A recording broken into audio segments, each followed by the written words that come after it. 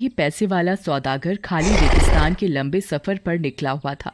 एक बार वो थककर और गर्मी से परेशान होकर थोड़ी देर आराम करने के लिए किसी घने पेड़ों के नीचे रुक गया। तभी उसने एक पानी का छोटा सा तालाब देखा।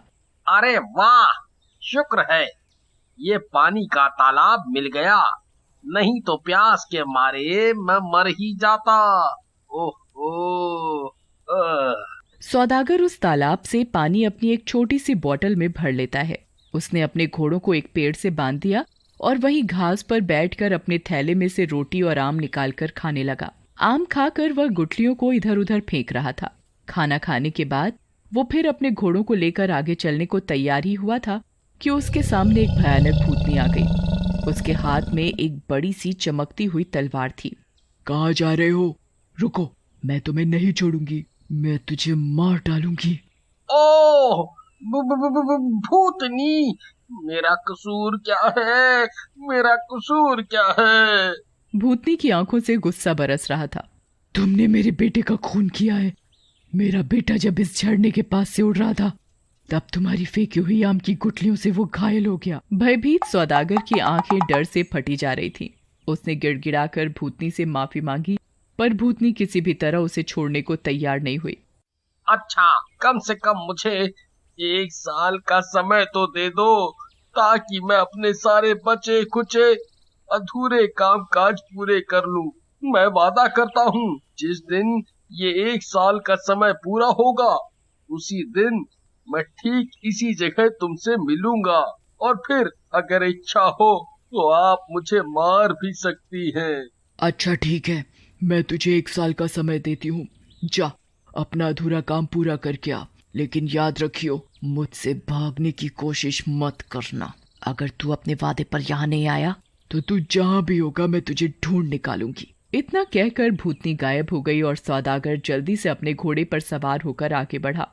सफर पूरा करके जब वो घर पहुंचा तो उसके डरे हुए चेहरे और थके थके शरीर को देखकर उसकी बीवी और बच्चों को हैरानी हुई। सौदागर ने जब उन्हें भूतनी वाली बात बताई तो उन्हें बहुत बुरा लगा। सौदागर जानता था कि भूतनी से बचने का अब कोई रास्ता नहीं है, इसलिए वो अपने काम निपटाने में लग गया। और जिस दिन 1 साल का समय खत्म होने को आया, वो बहुत दुखी मन से अपने बीवी और बच्चों से विदा हुआ। सुनो, अब मैं चलता हूँ, 1 साल का समय पूरा हो चुका है। सभी बहुत दुखी होते हैं। सब उसे रोकना चाह रहे होते हैं पर रोक नहीं पाते। जब वो रेगिस्तान में उस पानी के तालाब के पास पहुंचा, उसी वक्त वहां एक बूढ़ा आदमी पहुंचा, जिसके पीछे पीछे एक कबूतरी चल रही थी। तुम यहाँ क्या कर रहे हो? सौदागर ने उसे सारी बात बताई। वो दोनों बात कर ही रहे थे कि एक और बूढ़ा 2 लोमड़ियों के साथ वहां आया और उसको भी सौदागर ने अपनी कहानी सुनाई। दोनों बूढ़े सौदागर का मन अपनी बातों से बहला ही रहे थे कि अचानक वहां हवा से धुएं का एक भवंडर बना और उसमें से वो भयानक भूतनी निकल कर आई। उसने आते ही सौदागर से कहा, अब मैं आ गई हूँ, अब मैं तुझे नहीं छोड़ूंगी। तू अब मेरे हाथों से नहीं बचेगा। अब 1 साल का समय पूरा हो चुका है। अब मैं तुझे मार दूंगी क्योंकि तूने मेरे बेटे को चोट पहुंचाई है। भूतनी की बात सुनते ही कबूतरी वाला बूढ़ा भूतनी के पास गया। आप इस आदमी को मत मारो, पहले मुझे अपनी एक कहानी सुनाने दीजिए, और अगर आपको पसंद आए तो आप इस आदमी को माफ कर देना। भूतनी को कहानी सुनने का बड़ा शौक था, इसलिए उसने कहानी सुनने के लिए हाँ कर दी। बूढ़े ने अपनी कहानी कहनी शुरू कर दी। हे भूतनी, ये कबूतरी जो आप देख रही हो, वास्तव में ये मेरी पत्नी है। मैंने जब इससे शादी की थी तब ये बड़ी खूबसूरत थी, और हम दोनों ने खुशी खुशी एक दूसरे के साथ कई साल बिता लिए। पर इससे मेरी कोई संतान नहीं हुई, इसलिए मैंने दूसरी शादी कर ली, जिससे मेरा एक लड़का पैदा हुआ। मगर तभी से मेरी पहली पत्नी को मेरी दूसरी पत्नी और मेरे बेटे से जलन होना शुरू हो गई। बहुत साल बीत गए, मेरा बेटा भी बड़ा हो गया और मेरी पहली बीवी ने उन दोनों को मारने का फैसला कर लिया। मगर वो चाहती थी कि इसका पता किसी को ना चल पाए। एक दिन मुझे एक लंबे सफर के लिए निकलना पड़ा और मैं 1 साल तक घर से बाहर रहा। मेरे जाने के बाद मेरी पहली बीवी ने सबसे पहले जादू टोना सीखना शुरू किया। और उसने जादू से मेरे बेटे और मेरी दूसरी बीवी को बकरा बना दिया। फिर उन दोनों को मेरे यहाँ काम करने वाले किसानों के मुखिया को बेच दिया। जब मैं सफर से घर आया तो मेरी पहली बीवी ने बताया कि मेरी दूसरी बीवी मर चुकी है और मेरे बेटे का महीनों से कोई अता पता नहीं है। कुछ ही हफ्ते बाद एक बड़ा त्योहार मनाया जा रहा था और इस मौके पर बलि देने के लिए मैं 2 बकरे लाया, जो कि मेरा बेटा और मेरी दूसरी बीवी थी। और जब उनको बलि के लिए तैयार किया तो वो बड़े जोरों से चीखने लगे। मुझे देखकर बड़ा आश्चर्य हुआ कि उनकी आंखों से लगातार आंसू बह रहे थे। मुझे उस बेचारी पर जाने क्यों बड़ी दया आ गई और मैंने उनकी बलि नहीं दी। पर मेरी पत्नी गुस्से में आकर मुझे भला बुरा कहने लगी। मैंने उसे खुश करने के लिए फिर छुरा उठाया और उन्हें मारने ही जा रहा था कि एक लड़की मेरे पास आई और उसने बताया कि मेरी बीवी ने उससे जादू सीखकर मेरी दूसरी बीवी और बेटे को बकरा बना दिया। मैंने उस लड़की से बोला कि उनको वापस इंसान बना दे, पर उसने बोला कि वो उन्हें ठीक तो कर देगी, पर बदले में मेरे बेटे से शादी करेगी। उस लड़की ने दोनों को इंसान बना दिया और मेरे बेटे से शादी कर ली। कुछ दिनों बाद फिर उस लड़की ने अपने जादू से मेरी पहली बीवी को कबूतरी बना दिया। जब भी मैं सफर पर निकलता हूँ तो ये कबूतरी मेरे साथ साथ आ जाती है। यही है मेरी कहानी। और अगर ये कहानी आपको पसंद आई हो तो क्या मैं इनाम मांग सकता हूँ? भूतनी को उस कबूतरी वाले बूढ़े की कहानी बहुत अच्छी लगी और उसने सौदागर की सजा माफ कर दी। अच्छा ठीक है, मुझे तुम्हारी कहानी बहुत अच्छी लगी। मैं इस सौदागर को आधा माफ कर देती हूँ।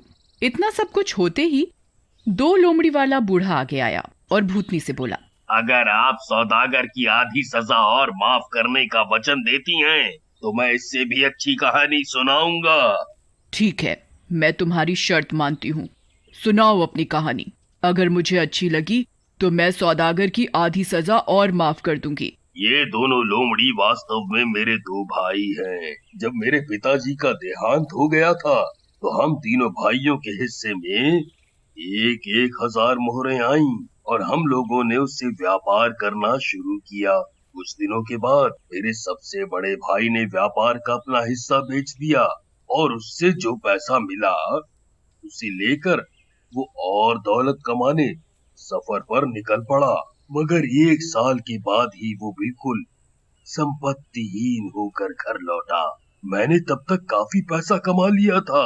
मैंने उसे फिर दोबारा शुरुआत करने के लिए कुछ पैसे दिए और वो फिर बहुत खुश हो गया। मेरे दूसरे भाई के साथ भी कुछ ऐसी ही हालत हुई। वो भी साल भर सफर पर बाहर रहने के बाद घर लौटा तो बिल्कुल फटे हाल था। मैंने उसकी भी मदद की और वो फिर से खुश हो उठा। थोड़े दिनों बाद उन लोगों ने मुझे सलाह दी कि व्यापार करने के लिए दूर दूर के देशों में चलते हैं। पहले तो मैं मना करता रहा, फिर बाद में मैं भी तैयार हो गया। हम लोगों ने दूर दूर के देशों का सफर किया और खूब पैसा कमाया। बाहर निकले काफी समय हो चुका था, इसलिए अब हम घर लौटना चाहते थे। पर तभी एक अजीब घटना हुई। एक दिन मैं नदी के किनारे घूम रहा था कि फटे पुराने कपड़ों में एक बड़ी सुंदर लड़की मेरे पास आई और उसने मुझसे शादी करने की इजाजत मांगी। मैंने बहुत सोचा, पर वो इतनी खूबसूरत और नेक लगी कि मैंने उससे शादी कर ली। पर मेरे दोनों भाई मेरी दौलत और मेरे अच्छे नसीब से बड़ा जलते थे। एक रात जब मैं और मेरी पत्नी गहरी नींद में सोए थे, मेरे भाइयों ने मुझे और मेरी बीवी को उठाकर नदी में फेंक दिया। इस तरह वो दोनों मेरी सारी संपत्ति हड़पना चाहते थे। पर मेरी अच्छी किस्मत देखिए कि मेरी बीवी परी निकली। उसने मुझे बचा लिया। मगर वो मेरे भाइयों से इतना नाराज हुई कि उन्हें जान से मार देना चाहती थी। मैंने बड़ी मिन्नतें की कि वो उन्हें जान से न मारे और वो राजी हो गई। मगर उसने अपने जादू से मेरे दोनों भाइयों को लोमड़ी बना दिया और मुझसे कहा कि ये 10 साल तक इसी तरह लोमड़ी बने रहेंगे। जिस दिन 10 साल पूरे होंगे उस दिन मैं उन्हें फिर से इंसान बना दूंगी। और वो अपने मिलने का पता बताकर गायब हो गई।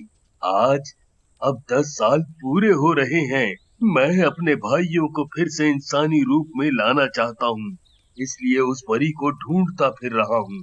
हे भूतनी, यही है मेरी कहानी। और अगर आपको ये पसंद आई हो तो मैं निवेदन करता हूँ कि सौदागर की आधी सजा और माफ कर दो। अरे वाह, मुझे तुम्हारा भी किस्सा बहुत पसंद आया। लो, मैंने तुम्हारे कहने पर इस सौदागर की बाकी बची सजा और माफ कर दी। फिर एक धुएं का बवंडर उड़ा और उसमें वो भूतनी गायब हो गई। खुश होकर सौदागर ने दोनों बूढ़ों को सीने से लगा लिया और उनका बहुत शुक्रिया किया। अपनी जिंदगी के बाकी दिन उसने बीवी और बच्चों के साथ बड़े सुख चैन